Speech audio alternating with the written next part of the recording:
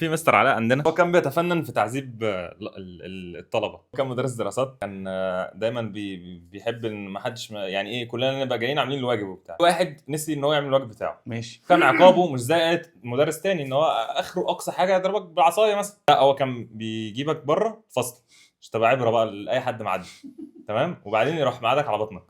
لا تمام صح، استنى بس افهمك على حاجه. لا ما تفهم، كملش. بعدين بيقول لك ما تكملش، استنى، بيقول لك حط ايدك. حط ايدك ايه يا عم؟ ما تكملش يا عم، ما تكملش. استنى، بيقول لك حط ايدك فوق دماغك كانك نايم كده زي القصر حرب، تمام، وبعدين يروح هو ناطط.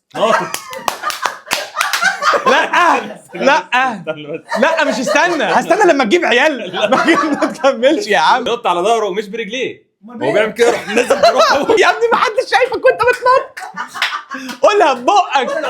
ما حدش شايفك، قول الجهاز الهضمي اللي بينط عليه. قول يا ابني. بينط بركبه ايوه على ظهره. ايوه شفت بقى؟ انت بتمثل من ورا الكاميرا، انت غبي.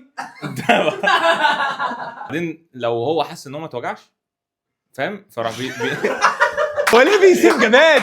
ليه بيسيب جبات؟ ما تسيبش جبات يا بابا. طيب ولما بقى نخش ونقفل النور هنشغل فيلم.